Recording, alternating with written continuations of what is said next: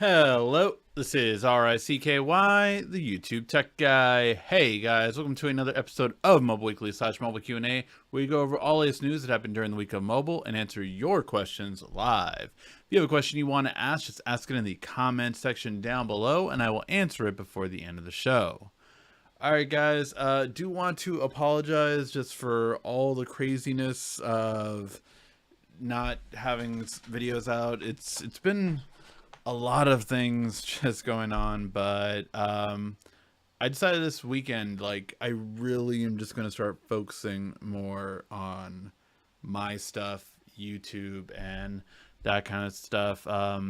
Getting a lot of videos out and being created this week and next week specifically, because I will be on vacation in 2 weeks, and I feel like, obviously, so much Fold, so much Flip, so much Galaxy Watch 5 content that I need to get out to you guys. Other phones that have been backed up, the TCL Stylus, the Pixel 5a, as well as the Red Magic. Oh my god, what Red Magic is it? Red Magic 7? Red Magic 7, I want to say. That are going to be in one video. It's kind of like the phones that haven't really been talked about that you should really know about, because they're great for each of their price points. So a lot of videos coming, but yeah, just been focused on other things, and I wanted to get focused back on my channel and YouTube, because I think, that is where my focus should be, besides my family, of course, and everything like that. We're demoing the kitchen, had my birthday celebrations, so many things going on, but I finally got to go to Disneyland, to the Star Wars land and Marvel land, so had some fun for sure. But I just wanted to let you guys know that I am repurposing my time now and kind of got it down, figured things out, and yeah, you will start seeing more content from me, because I should have done it from the start, and now I'm going to ramp it up the way that I have done before, and less sleep, whatever I need to do, I'm going to make sure I get you guys content. So I just wanted to share that with you first before starting the news. But again, if you have a question you want to ask in the comment section down below, start asking in the chat. And now we'll start off with the news. So the first bit of news is going to be about the Google Pixel 7 Pro processor. This is the Tensor G2 chip, and basically it is the newest hardware that we are going to get from the October event for Google Pixel. It really sucks. I was invited to a really cool event in New York that I will be on vacation, so I cannot go to it, but from Google Pixel. So I will not get to go to that event, but it should be a lot of fun, and I'm glad that some of my other friends will get to go to it. Very happy about that. But I can't wait to see what Google has in store. I will say, though, that we are seeing, again, a new processor from Google. So this is the second processor coming out from Google that is going to hopefully continue to do better and better. So for one, this is a 4 nanometer processor on this version, as opposed to the 5 from last year. Also, we are getting the first Geekbench scores. In terms of performance, this is a bit around where the Gen, oh my god, what is this? Snapdragon 8 Gen 1 processor was, but it is slower than the Gen 1 Plus, or sorry, the Snapdragon 8 Plus Gen 1. I hate the naming convention of this new processor from Snapdragon. But so with that being said, that is what we're currently getting. So that's good. We're just getting similar performance to what we had before. I'm hoping that Google kind of fine-tuned a lot of their background stuff. Although I didn't personally have issues with my Google Pixel 6 Pro at all. Like, I really have not had issues with it throughout the year. The only thing that I have noticed was that it does have a weaker, I would say, antenna compared to my Samsung smartphones that I've had, whether it be the S22 Ultra or whether it be the Fold 4. they seem to get better signal. Like when I'll have 5G on one, I might have like a lower 5G or 4G on the Pixel 6 Pro, and weaker Wi-Fi than I am on my other phone. Like pages just load quicker on my Samsung. So that is one thing I've noticed, but I have not had any issues themselves that a lot of other people have had. A lot of people have had crashes, issues after issues with the Pixel 6, and it really sucks because, you know, all I can go by is what I have and what I got from my daughter. I got my daughter the Google Pixel 6 because I thought that was a great phone. And, you know, for a teen that is all about taking photos and videos, it served everything that she needed, right? So those are the kind of things that I was looking out for. And that is, of course, what Pixel is known for, taking good photos, taking good videos. You could actually see a lot in the photo comparisons. I would say that still the Google Pixel 6 Pro is beating the new iPhone 14 Pro in low light. On a lot of side-by-side comparisons, I've seen it being beaten by it. I have seen Samsung also win blind comparisons where people are like saying like, oh, that's clearly the iPhone is on the left, but it turned out the Fold 4 was on the left and the iPhone was the one that they thought was worst. So I love blind camera comparisons for that reason, because people are always trying to look and hunt for what they think is the better one, but often you go to what your eyes gravitate towards. I still think, and I always say this, when people ask me the difference between the Google, the Samsung, and the iPhone, I typically go by Samsung typically gives you what I would say most people would agree is the ready to post photo. They're just very good at that. Like, you know, give the right saturation, give a little bit deeper black, and boom, you're ready. And it goes a long way on any of the three phones if you just tap and go a little bit darker when you have that sun or the EV on there, because that will improve the photo dramatically, especially because Google Pixel as well as Samsung tends to go brighter. And from what I've seen on the iPhone, it's a little bit of the same. So I don't know if it's just these new sensors that are letting more light in and they don't know how to properly calibrate it yet. Over the past 2 years, I think it's been a challenge, and Apple's just getting to it right now. So I really will say that I think that a lot of them, if you just tap and go a little bit darker, you get a better image every time. And I've noticed that a lot of people, at least in blind test, have actually preferred the Samsung photos in comparison. So I just think that's funny always. When you see them side by side and no one tells you what they are, I think that's always a difference, of course. But when someone tells you, oh, this is this one, then you're hunting for what's different. So yeah, I always find those funny, but very curious to see how it goes. And I'm hoping the Tensor processor, we know it can do great on photos, but can it do good on everything else, especially everyday tasks and keeping that battery life well off? All right, some exciting news for some T-Mobile customers. It looks like T-Mobile got the biggest chunk, it seems like, of the 2.5 mid-band. Which is big, of course, because the mid-band is where a lot of people will live in terms of 5G. Now, this is the one that T-Mobile didn't get any spectrum from for the past 2 years because Sprint had a lot of the first mid-band. So they were already ahead of Verizon and AT&T that were just about to start theirs. But T-Mobile getting this much from it is really interesting because it's very interesting to see how much it will get with this. Because the mid-band is, I think, where most people want to have their 5G and will think of 5G. Just to give you an idea, you know, the low-band 5G is barely as fast as LTE. The only difference is that 5G penetrates through buildings a lot better than 4G LTE did. So that was the benefit of low-band 5G. Mid-band is where you're going to get like 100 megabytes to 500 megabytes, which is, I think, where most people want to be when they think of 5G, in the hundreds of megabytes in terms of speed, so that everything just moves quickly. And then the high band is still pointless until we get it on every light post, as I always say, because high band needs to have line of sight. So until, that matters, and we have it everywhere, high band doesn't matter. However, high band is going to be the gigabit speeds that we have seen Verizon boast and AT&T boast when they first had it. But as people saw, well, this doesn't really matter, then that's when it kind of changed around and everyone scrambled to get the mid-band.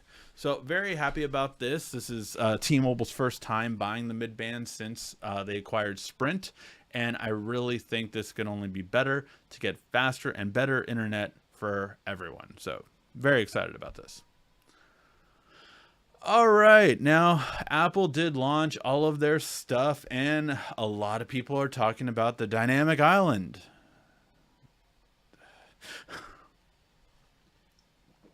So, that being said, the dynamic island, what do I think about it? I hate the name, but it's so Apple. So everyone is asking, like, can you get it on Android? Do you want to get it on Android? And all of this stuff. I would totally say that Samsung had a version of the dynamic island for notifications for years now. It was one of the hidden features I talked about in previous years. It was basically the bubble and edge lighting feature that literally comes from the camera and has a bubble. So it doesn't have the same kind of animation style, which Apple does have a more fluid animation coming from the camera, so that you know where it's coming from. Whereas Samsung kind of goes underneath with a bubble, so it doesn't stay within the camera itself. It goes underneath the camera, but it comes from it, kind of thing. But a lot of people have already said, LG kind of really originated this with their cameras. When their camera was at the top left, they had a whole other row of icons, notifications, tickers, all that kind of stuff. So yeah, this has been around, but again, Apple did it like a very cool animation kind of thing to it. And it is a cool animation, I will say that. I don't think it's that much of like, you need to copy it. And there's a lot of them out there. A lot of people are attempting to copy it exact verbatim now. I don't see myself ever doing that because I just don't care that much about having notifications pop up in that certain way. But I'm very curious to hear your guys' thoughts. Do you guys like the dynamic island? Do you like this notification style? Let me know in the comments. I'm very curious about it. And also, the other big thing about the Apple launch is their always on display, which is complete garbage. I guarantee you, despite what Apple has said, with our technology and LPTO, we don't need to move the screen like other manufacturers do, Android basically. We can keep it at that level. I guarantee you, this time next year there will be a lot of increase of screen burn-in from iPhones. A lot of increase.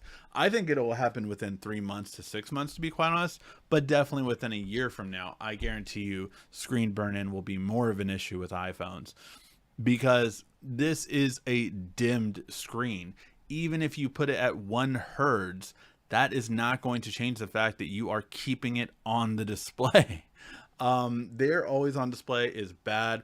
We're hearing, for the first time in a while, really, right, that a lot of people are complaining about iPhone's battery life, which is very interesting because last year, everyone praised the iPhone 13 Pro for its battery life, and the 13 Pro Max was considered one of the, if not the best battery life, unless you've followed my tips and tricks video, and then in that case, the S22 was better. The S21 Ultra was better in that case. But yeah, so there were all these different things that a lot of people were very happy with those cameras, or with those ones from before, and I find it very interesting, like that we're going on about this. So very kind of curious to see how it goes. But yeah, very interested to see all of it unfold, so to speak. All right. This one was quite interesting for myself because I know now that Intel listens to me and they have heard what I've been telling them for years, and have decided, you know what, Ricky's right, so we're just gonna do that because Ricky said so. No, but I have been saying that the Celeron and Pentium names were have nothing but disdain, and like, you know, these are the processors not to get, essentially, because they are so slow and they were so in my mind utterly worthless that I would never recommend anyone get a Celeron or a Pentium. It was always, you start off with the Core i3 processor, and you know, you can get a Celeron or Pentium if you have to on the front of a Chromebook, but other than that, no, just no, don't do it to yourself. So they are ending the name because it was kind of like how, for those of you who remember this still, LG, their G3 was the first one that was called, or no, I think it was the G4. G3 or G4 was the first one that was just called G3 and G4. The Before that, it was called the LG Optimus G1 and the LG Optimus G2. The reason they went away from that is because, especially the Optimus G2, had so many issues that people did not like the name Optimus anymore for phones, because they knew, oh no, that's the bad one. That's the one where my phone is getting bricked and I can't even get anything from it, and then this is just driving people crazy. So that same token, Intel is now dropping it. Now, the thing that I will say is they're kind of getting it even more confusing, in my opinion. So they are, they are changing it, but they're changing it to the name Intel processor.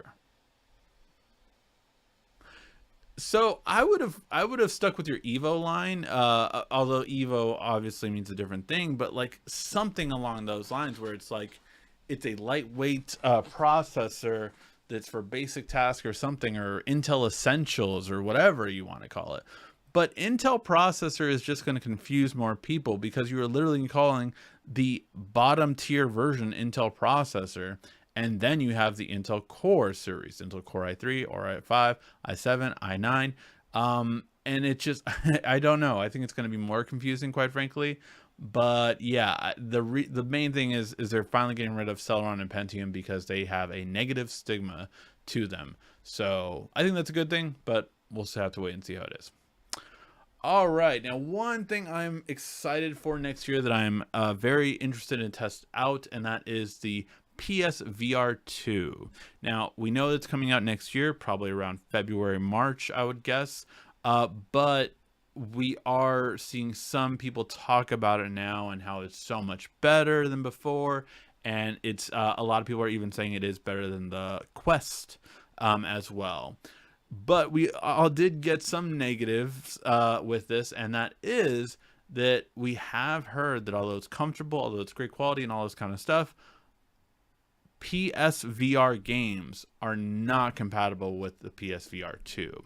Now, the reason why that's kind of troubling is because, you know, if you've bought a PSVR game, you would imagine that it would transfer over, but what Sony is saying is no, this is completely built from the ground up and there is no compatibility with it. I think that is going to leave a bad taste in a lot of people's mouths. I think, you know, like a Batman game that I played for it, or some of the Star Wars games. Like I cannot imagine they could not port it over. I get that it could be a lot of work, but hey, that's for developers to do, not for you to do, Sony. So I find it a little bit annoying. I mean, maybe it's just the type of games they really want to bring to it.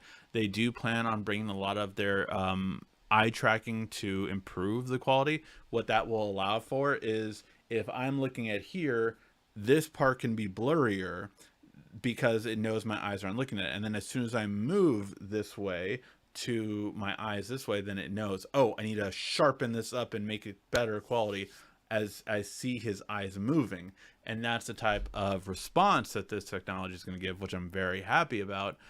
But I still think a lot of people are going to be bummed out that, again, you cannot bring over your older games to this. It's just it kind of, yeah, I'm not happy with it.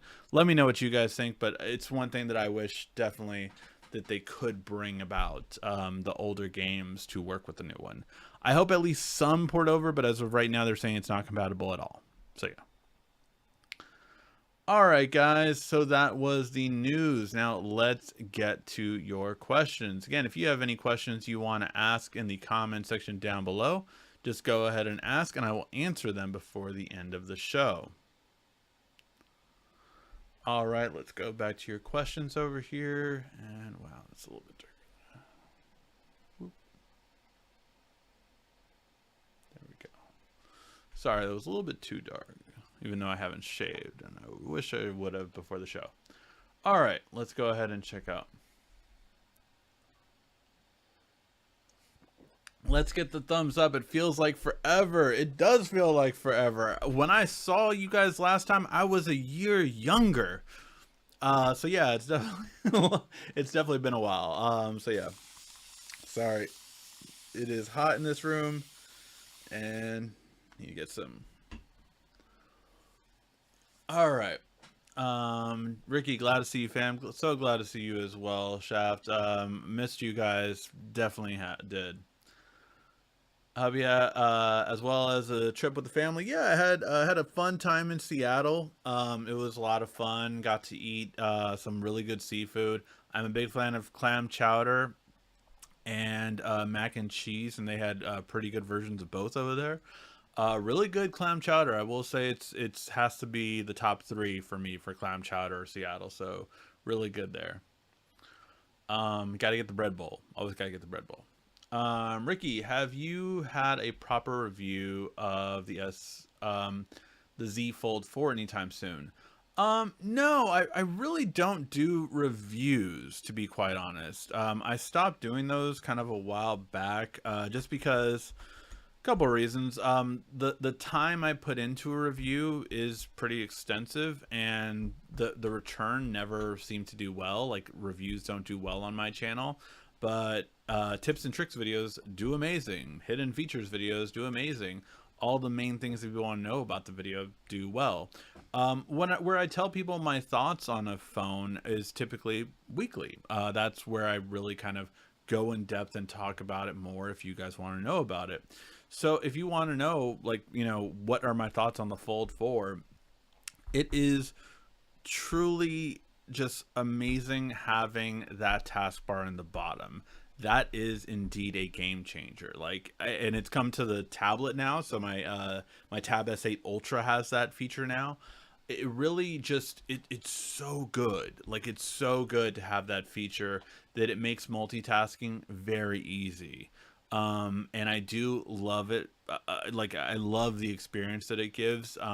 Today on my tablet, for the first time ever, using this kind of version of Android 12L, which is a large screen version of Android, and that's the one that gives you the bottom taskbar, for Samsung, mind you. I loved, I was watching YouTube videos on the left. I was looking for a travel stroller for our upcoming vacation, while on the top right, and then on the bottom right, I was messaging my wife. This was great because although a keyboard would get in the way, I had my keyboard case, so I was typing on the physical keyboard, and having all those three up, like, I was legit multitasking perfectly with all three.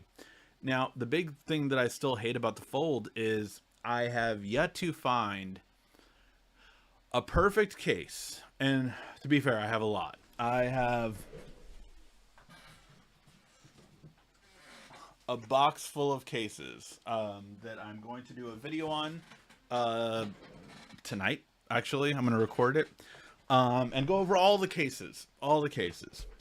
As of right now, the case that I have on it, and I have swapped over quite a bit, actually.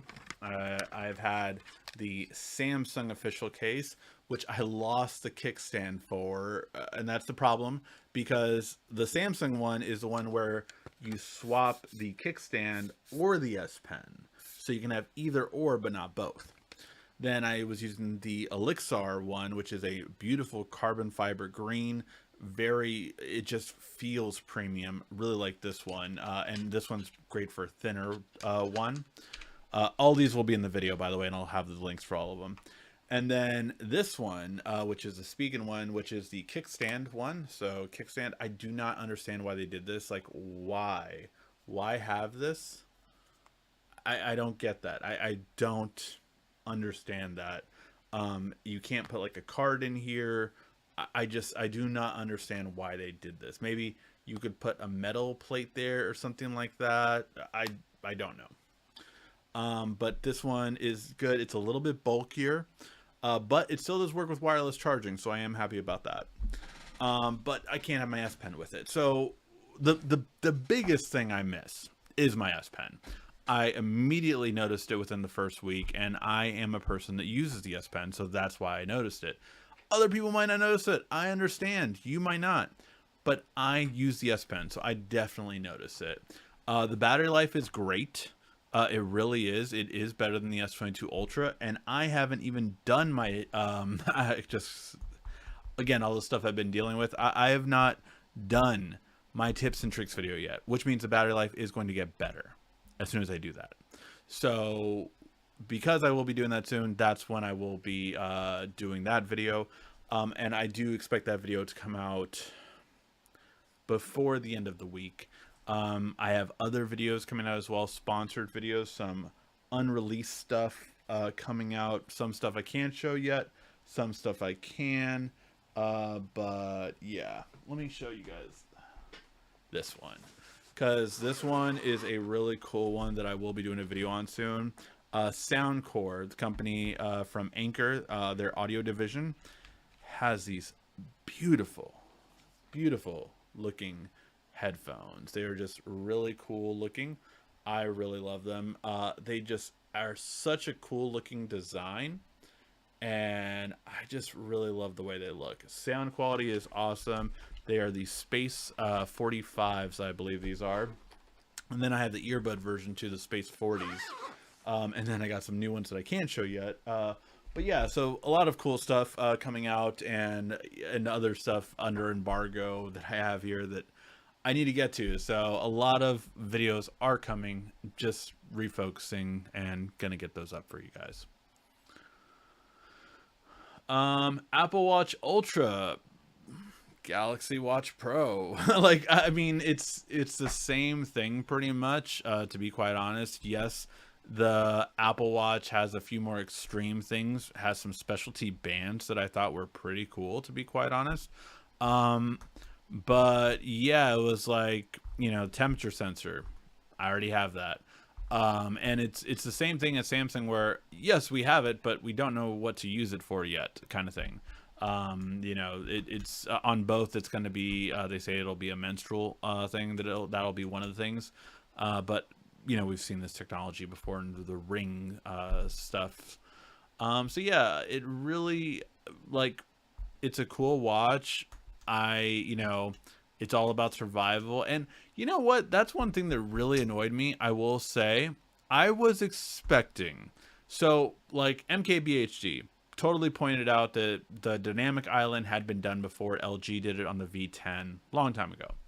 You know what no person on Apple pointed out? The car crash thing was created by Pixel over 2 or 3 years ago at this point now. Like, Google has done this. Google made commercials about the car crash thing. They've had it. They've had this already. And no one pointed that out. And that one kind of did annoy me, because no one pointed out, like, oh yeah, it's a cool feature and all this kind of stuff. And most people said, like, you know, it's a feature, one of those features you had never hoped to use. Totally agree, obviously. But like, it's not new.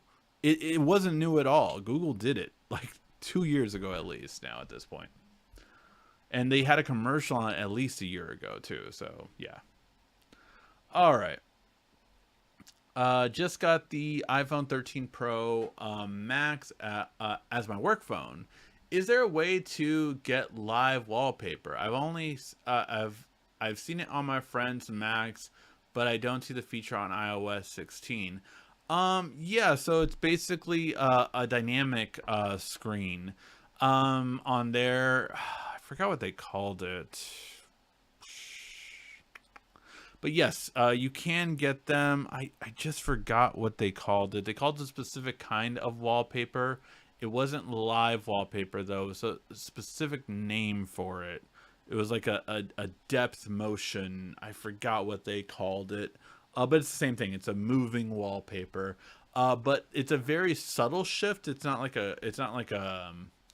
It's not as live as a live wallpaper. If that makes any sense, it's a subtle ones. But yes, you can totally get it for Apple. And it's just basically when you have that, you can make it. I'm pretty sure even if you go to like, if you download wallpaper apps, it'll have the name of it on there. Uh, parallax effect, right? Yeah, the parallax effect. I'm pretty sure that's what they called it. Parallax wallpapers. But yes, that would be what you're looking for. I knew I was going to come up with that name. I bought an eSIM for my S22 Ultra. Sorry, whoops, lost the screen. I bought an eSIM for my S22 Ultra, but I've seen videos that say not to use it because it could ruin your phone. Any thoughts? Thank you. No, so the whole idea behind an eSIM is it's supposed to make things easier as long as you don't travel or switch often. If you like, a lot of phones, including iPhones and Samsungs, have had an eSIM and a built-in SIM slot, so you've had both. And that is the key, because as long as you have both, it makes it very easy to switch over to another phone. When you only have eSIM, though, it's a lot more annoying, because if you are then switching to a physical phone, you have to get a carrier involved. Whereas I switch SIMs all the time. I don't tell T-Mobile anything. I like literally, put it from my Pixel to my Flip 4, and then to my TCL phone this weekend, and then also to my Red Magic. That was 4 different phones. Didn't have to do anything with T-Mobile. Didn't have to tell them anything. Didn't have to do anything. It literally was pop out, pop in, done. If I were to involve an iPhone in that situation now, it would be very annoying, because it would deactivate my regular SIM card and go to an eSIM. And then if I moved over to like a Samsung phone that had an eSIM, great. No, not an issue moving from eSIM to eSIM. But when you're moving from an eSIM to a physical SIM, my old SIM most likely will not work. I've heard a lot of carriers always tell me issues reactivating an old SIM card from an eSIM, that they typically just recommend getting a new SIM card. So now I have to go to a store or order a SIM card to do it, really. Or, I mean, if I have an extra SIM card that was just never activated, that would be perfect. But these are the issues that you have to go through when moving between eSIM and non-eSIM. So that's more of the thing. eSIMs, though, are no issue on their own, mind you. Like, you don't have any worse signal or anything like that for it. It's just more the switching aspects that can be a lot more troublesome. What's your daily driver? My daily driver right now is the Galaxy Fold 4, and until this weekend, it was the Flip 4. So I have both foldables for a little while now, and those were the 2 I was rocking while gathering all the information I would need in order to make some videos. So yeah, those were the 2. I do believe I am switching back to the 6 Pro for a little bit until I get my 7 Pro, so that'll probably be the main one. But I'm switching a little bit here and there. Like I moved to the 5A 2 weeks ago, and this weekend I moved to the TCL Stylus, and then also to the Red Magic 7. So been playing around with a couple. Thank God for Nova Launcher still for making home screens the same, because that is one thing that I just always need. All right.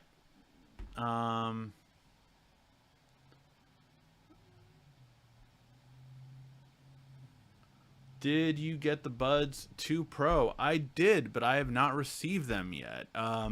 So I got my Galaxy Watch 5, the black color variant. However, the same day I ordered both the Pixel Buds 2 and I ordered the Galaxy Watch 5 Silver or Pro Silver, and neither of those have come in yet. I finally got a notification Friday, I think, or Friday or Saturday, that Samsung is finally sending my Galaxy Watch 5 Silver. Still no word on the Buds Pro 2. I'm guessing that they just sold out, and then it's taken a while. But yeah, so it's just delayed after delay on some of these products, which sucks because I really do hope I get my Buds before I travel, because yeah, that would be a perfect opportunity, obviously, but we'll have to wait and see.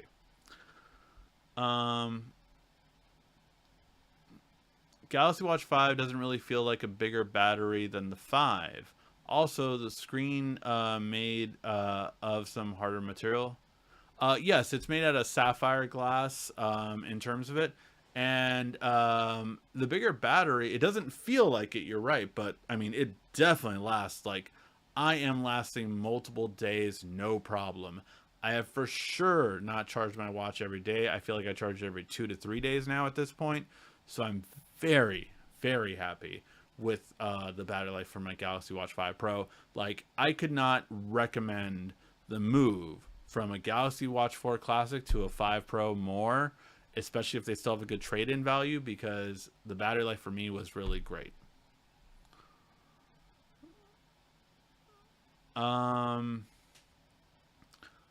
will T-Mobile upgrade its 5G? It really needs to upgrade. This is a process. They just so it was an auction for the spectrum itself, right? So all carriers get to bid on it, and then the winners were announced. So it would probably literally take about a year's time. So it's not going to be anytime too soon, but they will implement it a little while from now. T-Mobile giving away free Paramount Plus for 1 year. Make sure you know that. So Netflix is a continuous one. Netflix, they will give you free Netflix as long as you have their account. So that is. Paramount Plus is for 1 year. And if you're on Magenta Max, AAA is for 1 year as well. So just know that always the difference of them. So yeah.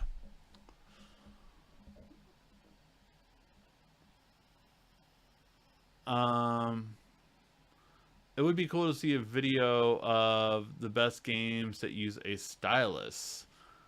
That is kind of interesting, because I will tell you a lot of games don't allow a stylus. Like, in terms of like fast-paced games, a lot of them don't always work with stylus, or certain things with the stylus do not work. It's just a weird thing. Like, it can't take that fine of a tune thing.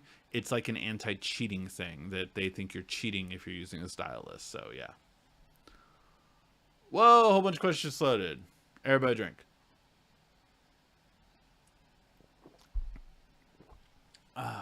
Let's see. Gotta find where I was.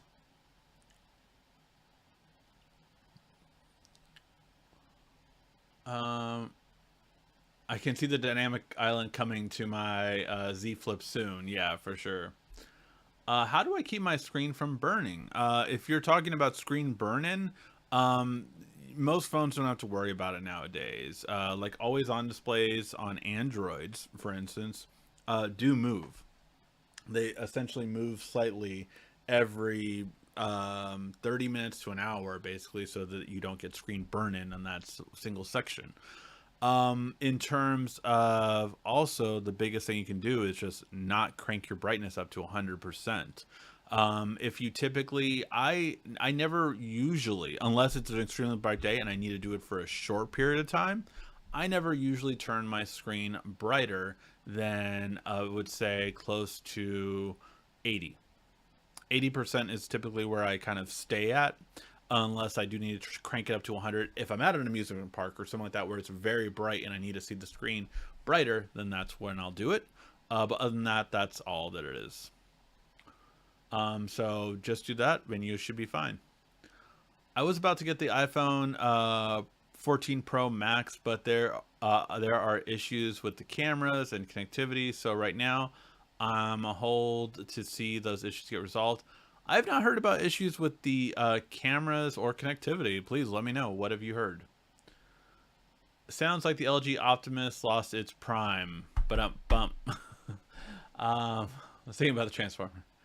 Sony can't figure out how to do backwards compatibility. You still can't download PS3 games properly. Yeah, it's a whole nother issue, for sure. How do they make a PS5 available before they release these new products? I know, right? It's crazy, man, because you know, I still can't believe PS5 is that hard to get. I was lucky, very lucky. I kept refreshing and refreshing day one, you know, and I got the PS5 at launch. Very lucky to do so. I got the digital version, which I felt like was less in demand than the disc version, and I have been so happy I chose the internal version just because I do not I really, and maybe it's because I'm a dad now and there's so much clutter with kids that it's like I am totally fine not having disc and just basically everything being on the system. Now this does a whole thing of like resale value or lending games and all that kind of stuff. I get it. I get the downsides of it, but at least for me, I am totally fine with it. You will get your vengeance for getting the will you get your vengeance for getting a pie thrown at my face? Yeah, if you guys didn't know, I do Newegg Live, which is a special thing that they stream on Newegg channels. So on Newegg on YouTube has it, Newegg on Facebook has it, on TikTok has it. By the way, if you ever do want to just get free Newegg gift cards, they give away free gift cards every day, Monday through Friday, 5 p.m. PT. They just give away gift cards, at least like 2 to 3 every single day on TikTok.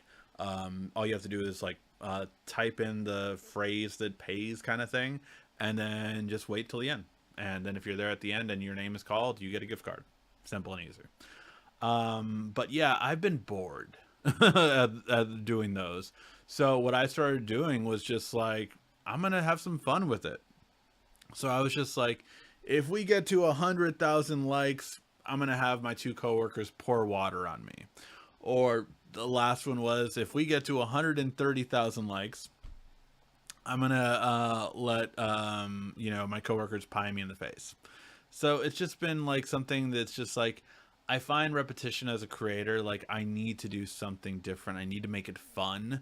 So those were some things I've started doing. But believe it or not, I have some really cool people I work with, and one of them is really cool. Her name is Skylar, and she said she was down to get pied in the face if we get to that threshold again. So I get my revenge then.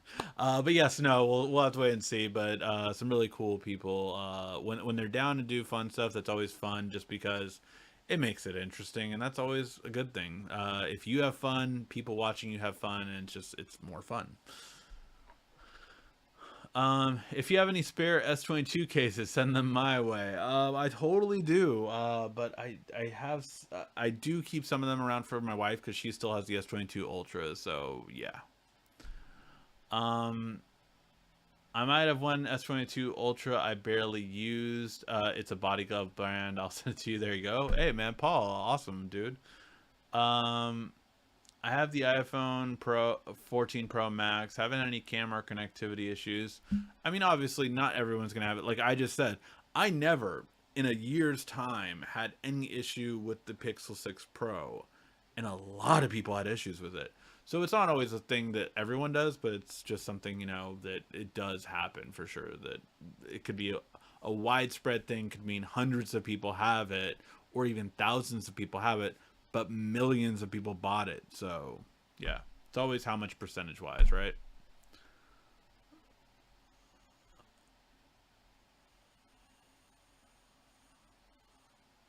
Did I miss the T-Mobile upgrade discussion? Yeah, so basically Rudy kind of put you up on it, but basically T-Mobile bought more mid-band, so that means that they are going to be upgrading their 5G.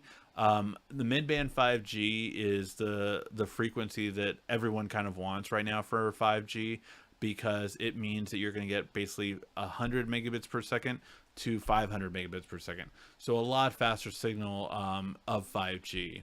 The low band is the one that doesn't really get above 100, but it penetrates walls way easier. So, and it penetrates long distances. So like I always said, I always drop signal from T-Mobile until I drove from LA to Vegas with a 5G phone, and I never dropped signal because the low band kept me connected the entire time.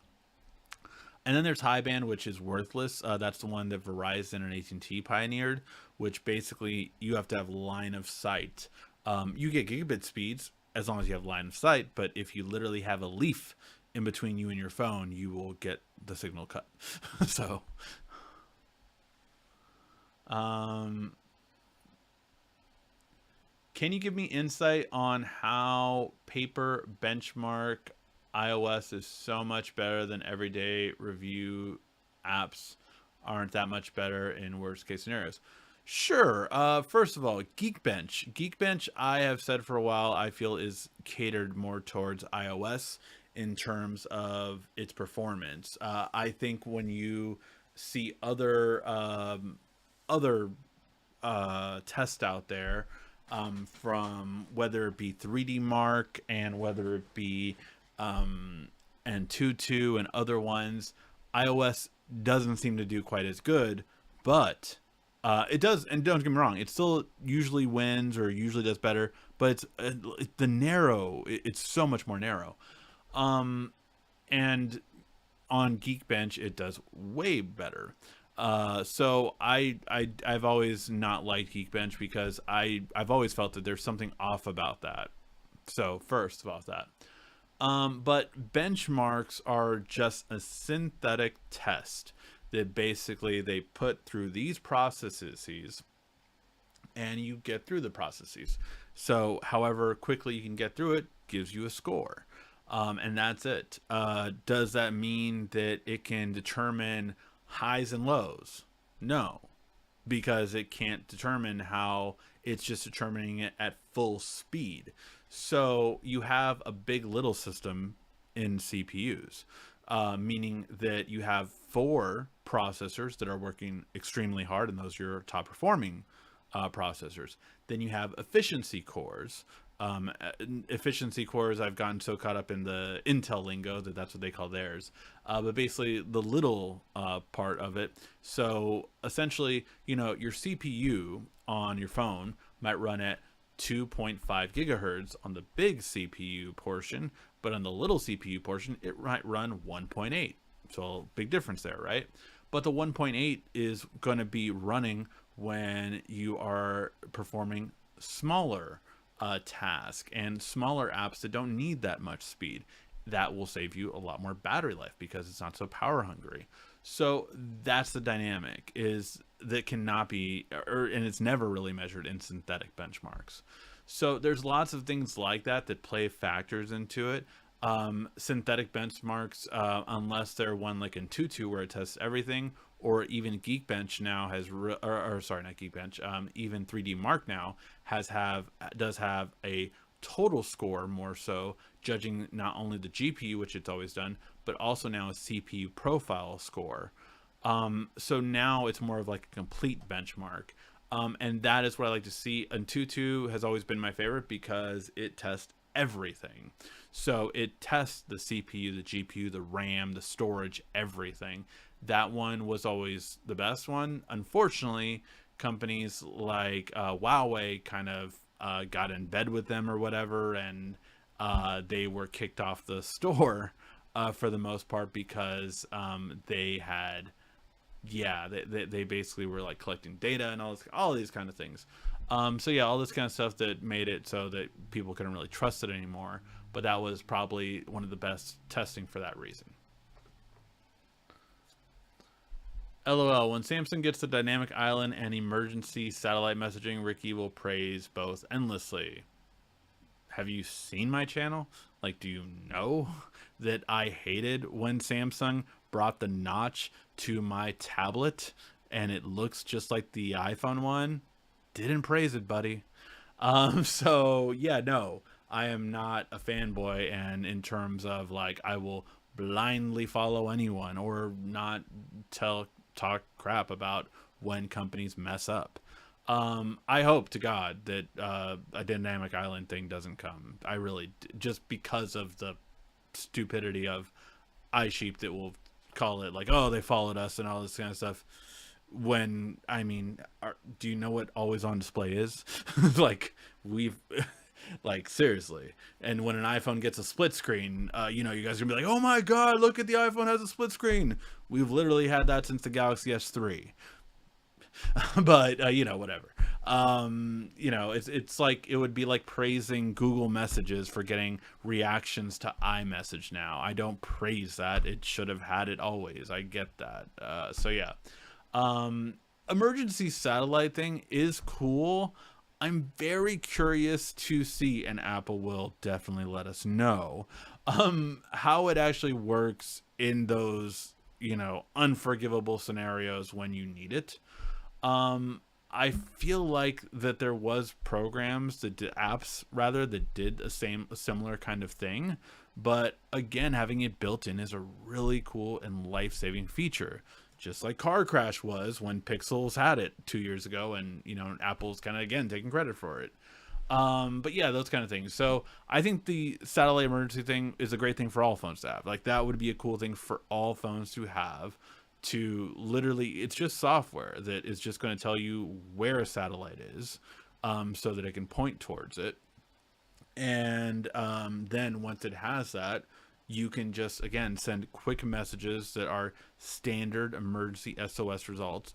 And, you know, the good thing about Apple doing that is that they get to be the beta testers for once, right? Because Android's always ahead. So they get to be the beta testers, and then Android can kind of like, oh, so these are the ones that emergency services have said, these are the questions we want. Apple got it mostly right, but maybe like, you know, 4 of them were the actual ones, and they're missing 2. And then Android could do the perfected one, which is what Apple always tries to be at least told that they do. So yeah. Let's see. To be honest, T-Mobile service is horrible. I've been with them for years, and their service sucks. Very curious, Joseph. Where do you live? What part of the country? Because I will tell you, in Los Angeles, I went to T-Mobile because I was originally on Verizon. I'm talking about Verizon since the AirTouch days. So basically, the company that Verizon became before Verizon, it was AirTouch. I was with Verizon at that age, like when I was in like what, 7th or 8th grade or whatever it was. So I was on them basically, right? And Verizon was always better. You know, through the Droid phase, through my Galaxy Nexus and all that kind of stuff. That's, you know, till the S3s and all those kind of things.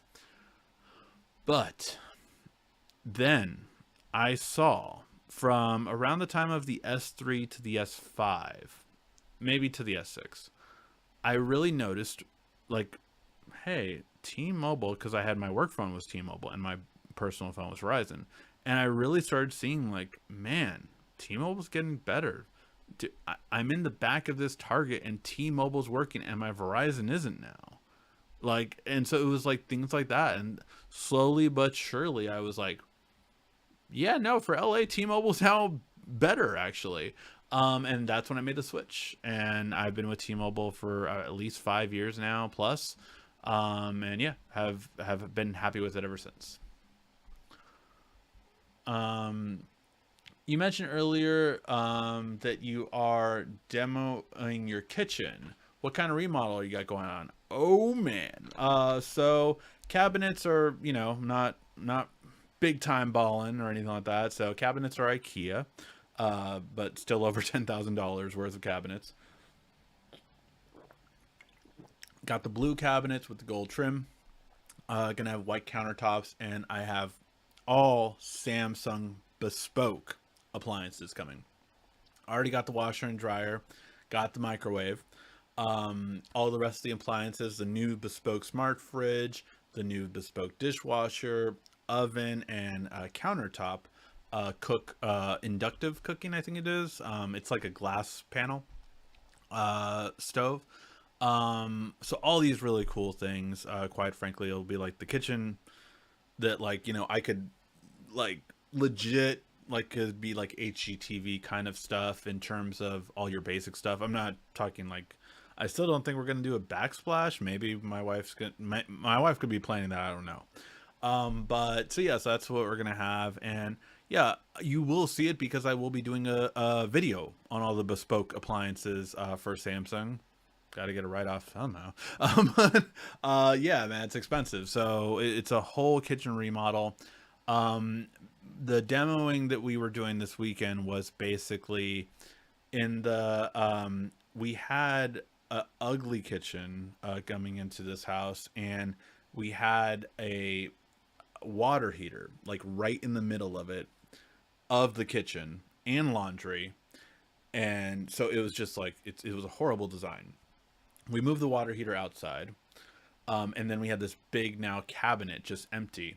So we demoed that, and demoed the island, the little island that we had. Gonna have a brand new big island now. And then instead of walls, we're gonna just have one post next to the new island, and that's gonna be it. So that's all the kind of stuff that we're basically doing. So yeah, it's a whole process. It costs a lot of money, and definitely something that I have to do in payments. But yeah, full renovation happening, and when it's all done, I will definitely show you guys, because it'll be a really cool thing, and it's something that I'm going to show Samsung too, to see if they'll sponsor it. We'll see. I've never, by the way, because I've gotten accused of this all the time and everything like that, right? I've never been sponsored by Samsung. Never. They've never sponsored one video of mine. So it would be cool to finally be sponsored by them, and it would be funny if it would be in a kitchen. Almost forgot. Please rant of Samsung switches to eSIMs. They better put the SD card back in.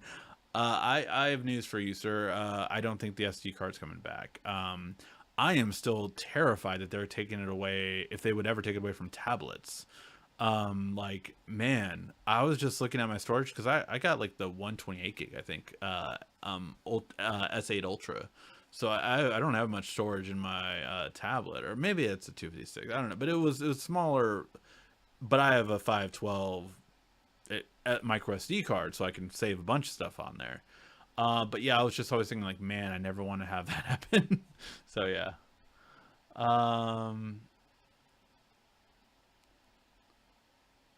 He will install the other by his bed. Oh, quantum fridge. No, yeah, it'll be so. I'm still rocking the LG Wing, dude. I low key, I still always wanted to have that phone. I loved the cool factor of it, for sure. Sorry, I'm getting to all your guys' comments. If I haven't gotten to it yet, I'm going through the list. It's a lot of comments, so I just want to make sure I get it. I hit everyone up. The first phablet was the Dell Streak. Ricky, I've never heard Samsung give Dell credit, and I haven't heard you ever give Dell credit either.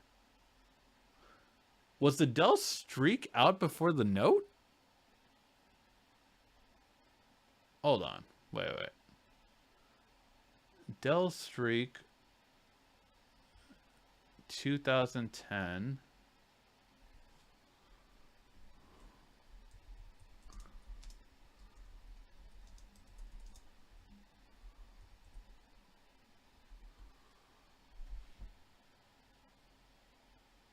Yeah, it was 1 year actually before.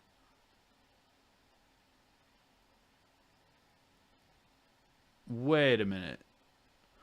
Okay, yeah, it was a Dell Streak 5.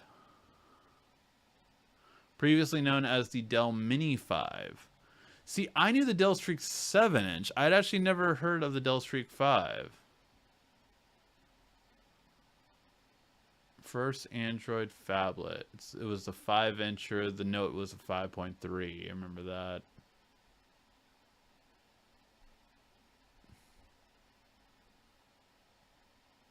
I would have given them credit. I did not know that. This is me giving them credit, Carlos. Does that make you feel better? But yeah, so yeah, I never knew Dell did the first one. Everyone always credits Samsung for it. But then again, Samsung did make their first design before the iPhone did. Um, and, but the iPhone released first. So, I mean, we can go all day on this kind of stuff. Yeah. So, not also the LG did too. They had one before it. But again, Apple got the credit. So, just saying it happens. But yeah. Whoa, a bunch of questions just loaded. Everybody in. It is so funny though. Like whenever I think that's such a fun trivia question, right? What was the first Note screen size? Because people think of a Note now and they're like, oh, it was like like a 6-inch screen, it was 5.3. But at the time, it was like, this phone is huge, like it can't be used, no one can use it, kind of thing. So yeah, but yeah, it's always funny and interesting, like those kind of things looking back. Ricky, thank you for answering questions about eSIM and S22 Ultra. Have a great night. Looking forward to more videos. All right, thanks, Brad. Night. Great engagement, Ricky, as always. When do we get the tips and tricks for the Fold 4? This week. This week is my goal. I am going to a fun TCL event tomorrow, and I'll be there Tuesday, so I'm hoping to do it Wednesday night is what I'm shooting for. I'm getting around 3 days on my Galaxy Watch 5 Pro. Nice. I still haven't had time to get my hands on a PS5. It's hard, dude. I had one of my coworkers, like, he was asking, like, hey, is this a good price for it? And it was like a bundle kind of thing. And I was like, yeah, dude, that's a good price for it. You're basically paying for the bundle more than you're paying, like, extra money. And since you're paying directly to a person, you're not paying taxes. I always remind people of that. Like, if you are paying directly to a person, like, hey, I'll sell you this for $450, say, and the regular PS5 was $400. Well, in LA, tax is 10% pretty much. So in that case, it would be $440. So $450 is $10 markup only, right? So, and if I'm getting like a game with it, well, then I'm saving money essentially. So those are the kind of things I always kind of take a look at when you're buying secondhand. Did you install an SSD on the PS5? Yes. That was my first video actually for Newegg. The day it happened, the day Sony released the new M.2, or sorry, the day that Sony released the update for the M.2 in beta, I showed people how to install it. And what was so cool about that was I shot the entire video in half an hour. I was literally shooting on their set while everyone else was taking their lunch. And I did it to be fair, it was like 40 minutes because like they came back and I still did about 10 more minutes left. But it was so cool because that was such a huge video for them. And it was like the first time they kind of looked at like, okay, he knows what he's doing kind of thing. So it was really cool, fun thing for sure. But yeah, I installed the M.2. I got the 1 terabyte Western Digital Black 850. And that was the only one that worked originally. It was the very first one that came out of the box that it worked because it had what's called a heatsink, which is a metal plate on top that absorbs the heat. Because Sony only recommends you use storages with heatsinks, because that part of the PS5 gets no ventilation, so it can overheat. So basically in that video, I also showed how to attach a heatsink, which is like $15. So you could just get a cheaper one and then just attach the heatsink yourself and you're done. So yeah, that was a fun one for sure.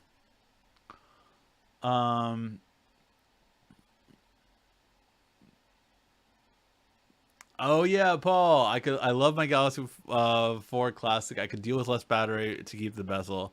Don't get me wrong, man. I miss the bezel still. I still would prefer the bezel with it. I find myself swiping now more than the wheel. So it just shows you, yeah, it's just not as good. Hey, my Buds 2 Pro had to be sent back. Case was draining 5% per hour per Buds in or out of the case. That's crazy, Basic Tech. Yeah, again, I haven't gotten mine yet. I've been waiting, but I'm just waiting for Samsung to actually send me theirs. Did you get a chance to see Spider-Man again when they released it on your B-Day? No, I did not. I did not get to see that. I was in Seattle during my B-Day. I literally flew over there and was there for about a week. So yeah, no, I did not get to go. I'm traveling so much this year. It's crazy because it's like, obviously I went through 2 years of no travel. And now traveling so much this year. Like I just booked my reservations for CES. The whole tech gang is coming back. Richie, Wayne, everyone is going to be there for CES this year. Guys, we're gonna make so many views. We're gonna kill it at CES. I still it's funny because my biggest CES video ever is actually for Newegg. I recorded this video talking to a robot. You can see it on their TikTok or on their YouTube Shorts.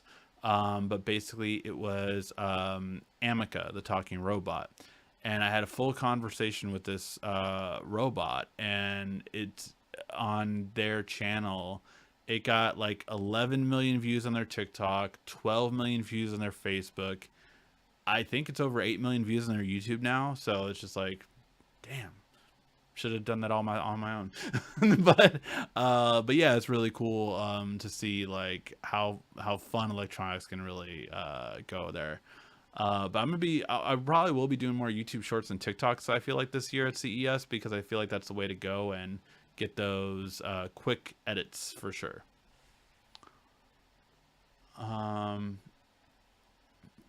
Let's see.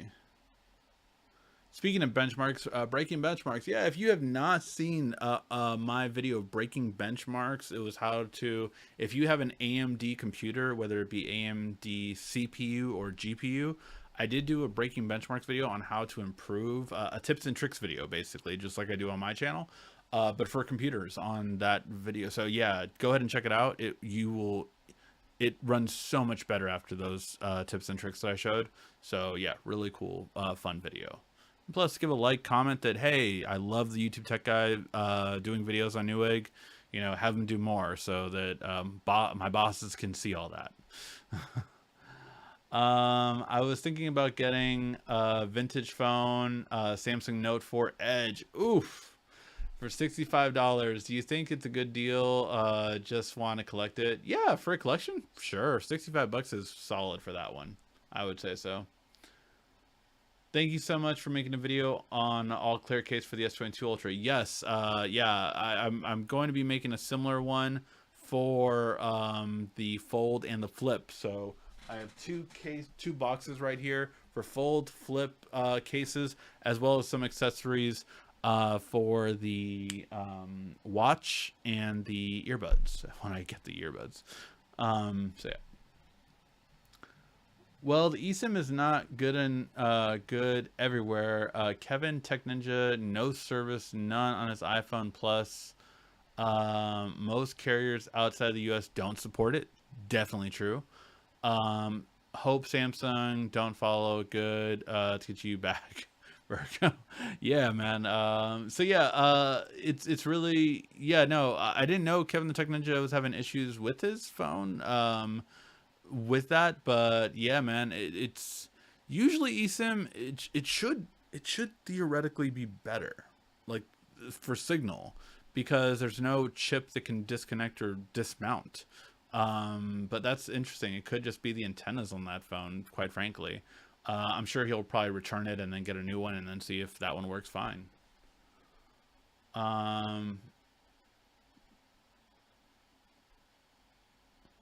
Is eSIM only S22 Ultra or all of them? I don't think there is an eSIM only version of the S22 Ultra. Most S22 Ultras have both. They have a SIM tray, and if you go into your settings, you can activate an eSIM. That is what my Fold actually has. My Fold is the unlocked version.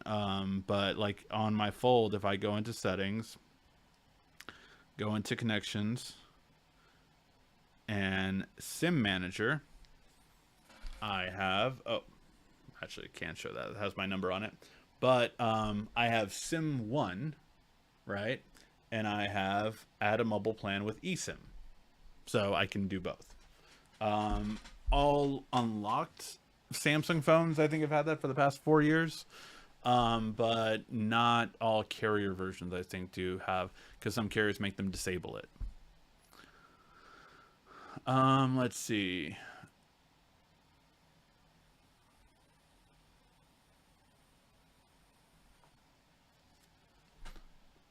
When the heck is Samsung's getting reactions in message? So annoying they don't. I never got it to work on Google Messages.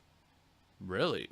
My reactions have worked for since last year, since the Fold 3, the S22 Ultra, and the Fold 4. I use Google Messages though, not Samsung Messages. They all work. So maybe it's the Samsung Messages version, but Google Messages definitely works with all the reactions. A lot of companies about Apple always on display dim instead, going black, highlighting time and icons.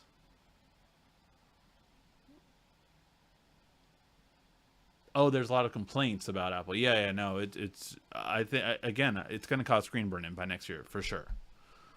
Not sure if you spoke on the T-Mobile and Starlink collaboration making Apple's satellite feature useless. No, I didn't speak on that, but I don't think it makes it useless. But yeah, I mean that's something that a specialty T-Mobile feature has, that when those dead zones that you would essentially get, you're going to get Starlink, which is a lot better than the satellite that Apple is talking about, because the satellites that Apple is referring to can take very minimal data. That's why you're text messaging, and you're not even doing your own text messaging. You're only creating text messages with finite data. That's why it asks you a questionnaire, and it's essentially giving you your location, and you're answering a few questions like if you're hurt or whatever. So that's why it's can do very little data. The T-Mobile collaboration is essentially with Starlink, essentially should allow you to get way better a signal than you could otherwise, even with iPhones, because they're giving you limited, of course, not guaranteed, better quality. I've been with T-Mobile since 2005, when I got the Sidekick 2. Nice. Yeah, Ricky, I'm happy with T-Mobile too. Been there for 7 years. There you go. Other streak was a 5-inch phone. Yep. 5 inches is considered tiny now. Yes, it is. A 5-inch is a mini phone now for sure. I recently came across my Engage QD on Tomb Raider game. Nice. My belated birthday. Mine was on the 15th. Hey, happy belated birthday, man. The point is, don't criticize Apple for not giving credit where it's due. Samsung does the exact same thing. I wasn't talking about the company giving credit where it's due. It's the reviewers and the people that are not giving credit where it's due. That is the problem. Company doesn't have to give credit. That's fine. They're talking about themselves and what they're bringing to the table on their products. They shouldn't talk about anything else. That's stupid marketing. But it's tech reviewers that don't mention it, that don't say things like that, that is the most frustrating part ever. The reason I got into this business was because I saw the biggest tech reviewers of the time, and we're talking literally in like 2011, so none of the current ones that are big now. But seeing those reviewers spend about 5 minutes to 2 hours with a product and saying, oh, it's too bad this product doesn't have this like the iPhone or like the iPad does. And I would yell at the screen saying, yes, it does. why don't you actually learn how to use the product, and then, you would know that it does. That's why I got into this. So yeah, that I will continue to criticize reviewers and people that review tech and don't do their research. At the same time, I will admit when I mess up, when I apologize, and I will say that I was wrong, like I just did 5 minutes ago. So that is important to keep us fair, true, and honest. But you have to criticize those people that don't understand or don't know that kind of stuff, and that spread that like it is something new. That is the problem. That is the issue. Because then people mistakenly think that a company or person or feature is better than it is, or they don't give credit to a company that started it and that could be monopolized, and the little guy gets kicked out because they were never talked about. So yeah, we don't want one company getting so big that it has no challengers, and that is part of it. So it's all a process. It's all a process that you have to have, or else you get, one company that is stale and that doesn't do much and that doesn't need to do much because you have a walled garden. So yeah, that's the whole point. That's the point. And that's why people should be criticized. Companies don't have to be, because again, it's marketing. They're not going to mention, they never should. It's funny when they say like they invented it, like when Apple says they invented a Retina display and it was a Samsung display. Like those kind of things are always just the most frustrating, because it was like, I remember a while back, my friend, she was gonna get an Apple Watch, the very first Apple Watch, and two people in line said, "Oh, watch now, Samsung's gonna come out with a watch in over the next year and copy Apple." Samsung was on their third watch by the time Apple got to Apple Watch, or fourth, actually. I think they were working on their fourth one already. Whatever. But that's the kind of thing, because tech reviewers and the people that do this influential stuff talk about it like it's in a vacuum. So I don't blame the company. I blame their most loyal people that everyone listens to, that go along with the story that, oh, this is original, it's the first, it's da da da da da. That's the problem. That's why I would always try to give credit to HTC or LG every time they came up with something. LG did amazing by introducing the wide angle camera. I remember, like, I hope people copy this because this is great. Everyone needs it. Everyone needs to have it. That's important. And it was when people took it over, yes, they improved it. They had less of a fisheye effect. They had all this kind of stuff. All those things are always important. It's always important to talk about every aspect that it came from, not just say, oh, Samsung invented the wide angle camera on the S8. Was it S9? I forgot which one was their first one that had it. So yeah, always important things to know. I got the Galaxy Watch 5 Pro. I like it. I'm loving my Flip 3, just not the battery. Again, I told you, man, the Flip 3 was a good deal, but the battery was its worst feature for sure. No, it doesn't have bad battery life guaranteed. 51st Date Questions. Thank you, Quiet Storm, for reminding me to do my shameless plug of my game. 51st Date Questions is a great game you could play on the go for a first date or for your 20th date. Doesn't matter. You find out if the person you're with is compatible with you. Ask them a question, they ask you a question, you find out everything that's going on in their mind and find out if you guys are compatible. 51st Date Questions is available on Android and iOS, and the link's in the description.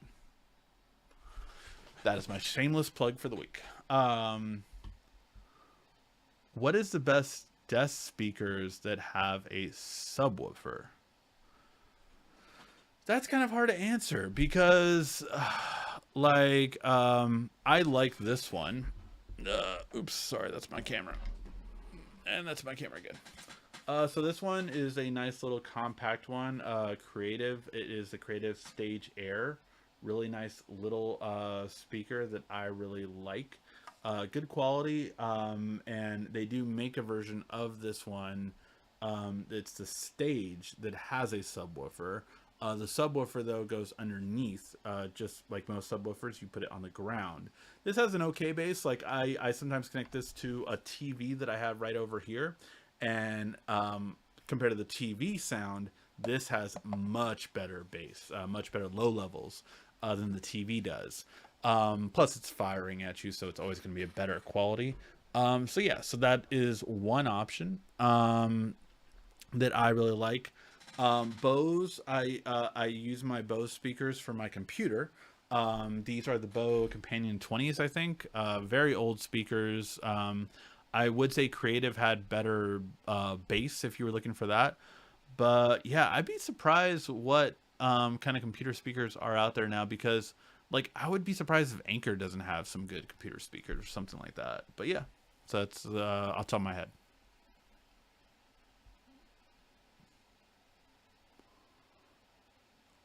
First time buyer for a watch, should I get the Samsung 4 or 5 normal, not Pro? Um, ooh.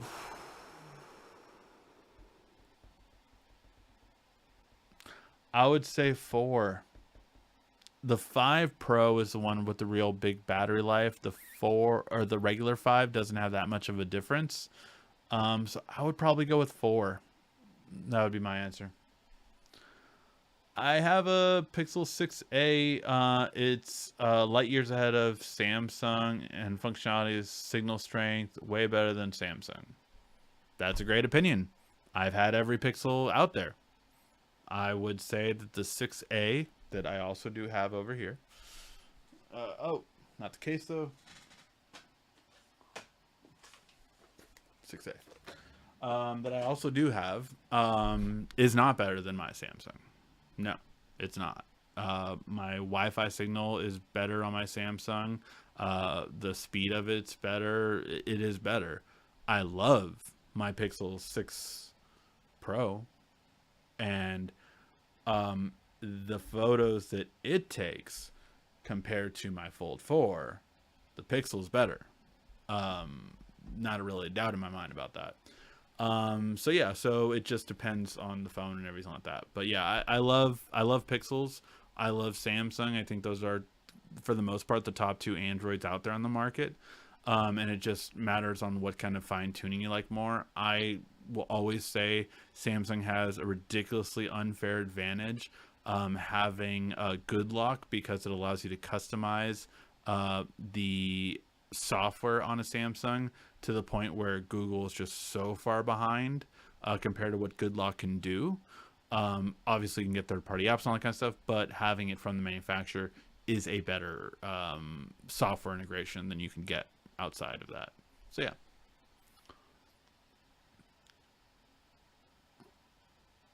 I wonder if Apple pays reviewers to give false information. I mean, that wouldn't last long in today's day and age. Like, people would find out. There's paper trails. There's all this kind of stuff.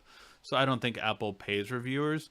I think that people that like to be dedicated, fanboys, and just up to the point where they close, like you can call me a fanboy. Sure. I love certain things about Samsung. I really do. I mean, I literally buy a lot of Samsung products. I buy a lot of MSI. I could be a fanboy for their laptops because I really love their laptops. Pixel. I love the photo quality on there. And it's really hard to take a bad photo with the Pixel, in my opinion. There's so many things that I am a fan of, namely just new technology that's fun and great. But I don't recommend anyone that will say that, like, put blinders on and say that. It's why I buy an iPhone every year. I have to buy an iPhone every year because I have to see, what am I missing? What is so great on this side, so that I know, and I'm not talking out of my, because I don't use it. Like I cannot see that, because it's like I have to try it. I force myself to make it a secondary phone for at least 2 to 3 weeks, sometimes even a month, just so I can know everything about the phone. Granted, this year I'm going to take a little hiatus for the first month, which, I usually get it at launch. I'm busy right now, really busy, and I have to get so many videos out that I knew I wouldn't have time for the iPhone. And I'm going on a 2-week vacation at the beginning of October, so I will probably get the iPhone 13 or sorry, the iPhone 14 Pro, and I'll get the Pro, not the Pro Max, because just don't need the Max for the case scenarios that I typically use. I will probably get that 2 weeks in, basically, of coming back from October. So I will probably get it before the end of November, depending on how, back ordered it is by then. And I'll order it for then, and I will do my standard testing and everything like that, because I feel that's what you should do. You can't just, badmouth or say this isn't as good if you're not also testing it. Like, because it's like saying, oh, that movie's crap, and you didn't see it. Like, it's, you have to test it. You have to, I feel like, at least it's me. I get the Pixel people, these reviewers get paid to trash Pixel phones. I haven't gotten paid for any smartphone review ever. I've never gotten paid for a smartphone review. I've gotten sent free phones knowing that I would either not review it at all, or that I would give my own opinion. And like I've told companies that flat out, like, because companies will send me phones and you've never seen them on this channel, because I do not guarantee a review. Like, I do not guarantee a video. I'm like, I will take it, I will test it, and you know what? I will make a video, and sometimes it'll be a tech rant it's been in the past and things like that, of if it's really bad and piss me off, or and then I never get a phone from that company again. But yeah, there's always those kind of things. All right. All right, guys. I think we will call that a show. It's been a lot going on today. Had some good talk. I missed you guys. It was nice talking and catching up with you guys again. And I got to get some videos out. Luckily, that cup, my new Mickey Mouse cup that I had, was full of coffee. So I feel pretty energetic, and I got to knock at least 2 videos out tonight. And I'm going to get them at least one edited and posted for tomorrow, because I need you guys to get some videos, and hopefully you guys will still watch them, and hopefully I can make great content for you guys, because I'm motivated again to do that. Thank you guys always so much for watching. Make sure to hit that like, thumbs up button before you head out. This has been RICKY, the YouTube Tech Guy.